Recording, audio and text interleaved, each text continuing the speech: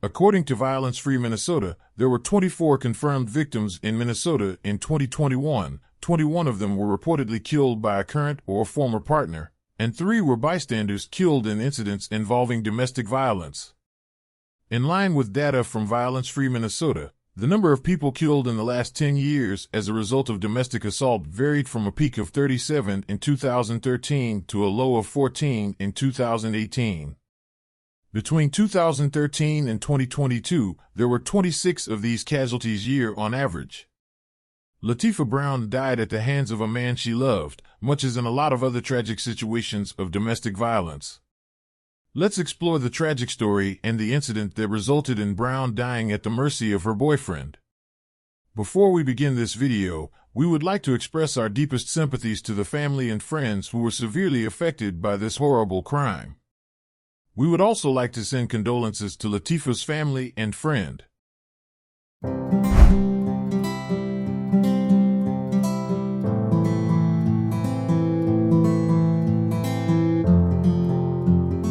Today's case takes us to St. Paul.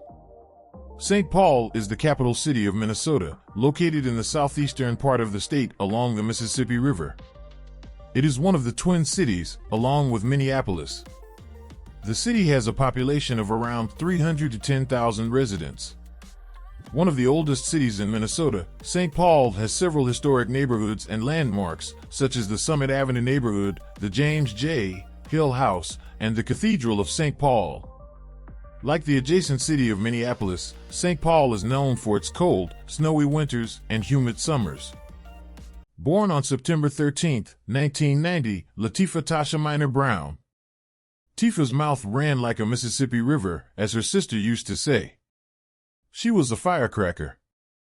Inspired by her mother, Latifa Brown had a fondness for cooking fried chicken, shrimp boil, and greens. Her personality was vibrant and clever. Being a mother has always been Brown's dream. Despite experiencing 5 miscarriages, she never gave up and always remained strong. With her son Tamar as her motivation, Tasha was a mother who loved to cook, dance, and be around others. She was essentially driven by her child. In October 2020, Latifa Brown gave birth to her only child, her miracle baby. She was thrilled when she discovered the duplex they were renting on Lighton Place near Sylvan Street in St. Paul, and she sought to make it a safe and loving environment for her son. Latifa Brown, 31, was in a relationship with Mark Bell Jr., 36, for 11 years. Brown told her sister and the police that Bell had assaulted her. Even though she told her family she would not quit the relationship, her family repeatedly recommended her to leave it behind and realize her worth, but no matter how much they warned her, Bell's words were always more powerful than theirs. According to a police complaint, Latifa Brown reported to St. Paul police on March 24, 2018, that Bell had beaten her the previous day and had threatened to murder her and her sister. She claimed to be 8 weeks along with her pregnancy, but she believed she was miscarrying. Brown was questioned by police using the St. Paul Blueprint for Safety form, which is used when someone alleges domestic violence. Brown believes that someday, if Bell is inebriated enough, he could kill her or gravely hurt her. In addition, the report stated that Bell had assaulted her multiple times, threatened her before, and also has abused her mentally, and informed her that she does not deserve to have a baby. When Brown filed the report, a police officer and a doctor said they had not noticed any scars on her.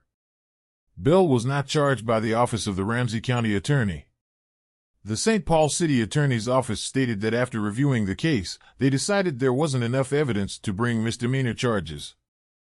Buffy Brown claims that on the evening of January 21, 2022, Latifa Brown begged her to watch over her son. However, Buffy informed her sister that she already had plans for her birthday, which had already passed. Buffy remarked, "I told you not to worry, I got you tomorrow." She had no idea that there would be no tomorrow. That was the final time Buffy will see her sister. Bell's mother, Juanita, watched her grandson at her house that evening. Officers were called to Brown's duplex just after midnight on January 22, 2022, when they discovered her drenched in blood and resting on the ground near a minivan. Paramedics pronounced her deceased at 12:19 a.m. Police spotted a revolver on the ground beside the minivan and another inside the car. There was a blood trail from Brown's body to inside the house. A neighbor presented police with an audio clip in which Brown and Bell, 36, could be heard in a loud, heated argument. Brown repeatedly requested Bell to leave her alone. At one point, the neighbor yelled at Bell to go. After additional argument, Brown swore at Bell. A loud gunshot was fired, and Brown's voice is no longer heard. A video camera captured Brown arriving home first, then Bell in the minivan, followed by another man who described Bell as a nephew to him. Almost 2 minutes later, Bell was caught on camera again, pulling Brown down the outdoor stairs to the boulevard. Bell dropped Brown, and he and another man dragged her to the minivan. St. Paul officers promptly administered first aid and summoned medics, who pronounced the woman dead when they arrived. She had been shot in the mouth, and a blood trail led inside the house. Officers noticed that Bell smelled of alcohol and slurred his speech. He inquired repeatedly, "Is she dead?" Both males were brought to police headquarters and questioned by investigators. According to those interviews, Bell met Brown at Hoover's Pub, just a few blocks from the duplex, to hash out some relationship concerns. Bell had brought another person to assist them in talking through their concerns. Bell told police that he and Brown had been living in the duplex on Lighton Place for nearly a year and have a 1-year-old child together. He claimed that Brown had become increasingly combative after obtaining a permission to carry a firearm and drawing a revolver on him and other people multiple times. Bell asserted that she had even gone thus far that evening at the pub. The friend attempted to lure Brown into a minivan with him and Bell after the pub closed, but she declined and made the decision to walk home while they drove by her. Bell claimed that the companion he arrived with had once exited the vehicle to speak with Brown but had turned back when she brandished a weapon. Bell informed the police that he entered the duplex first and took a pistol out of it. When Brown arrived at the duplex, the two got into a heated argument that was heard by their upstairs neighbor, who had also spoken to the police, who came out and ordered them to stop. Bell asserted that Brown had stated that her firearm was unlocked and loaded. He claimed that after she pulled a weapon on him 3 times, he believed she was going to kill him. According to Bell, she had even pushed the trigger a few times, but the pistol remained unfired. Bell claimed that after Brown pulled out the pistol 4 times, he left because she refused to. He heard a click and turned to see her aiming the pistol at him. At that point, he pulled out the weapon he had taken from the house and discharged it.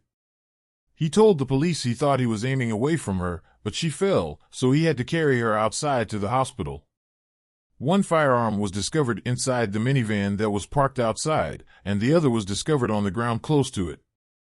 Although Bell said that Brown kept 3 or 4 pistols inside the duplex, police found no further firearms.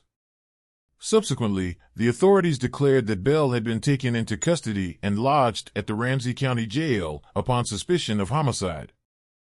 The sister of a St. Paul woman killed by domestic violence is speaking out and hoping to help others. Prosecutors charged Mark Bell with shooting and killing his girlfriend, Latifa Brown, back in January. New at 6, our Pauline Lee spoke with Brown's sister and shares her message. And they were like, yeah. They said she had been shot. Buffy Brown thinks about her sister Latifa every day. It ended my world. And the life she could have had.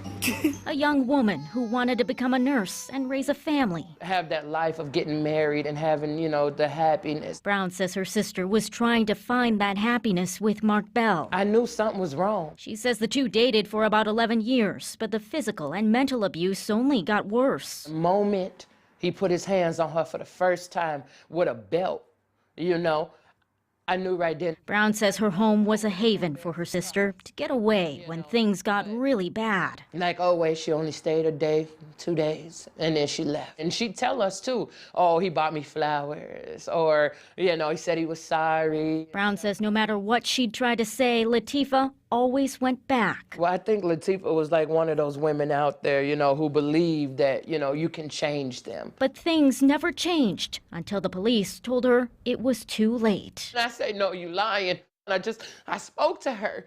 And they were like, no, we're sorry. And I was like, no.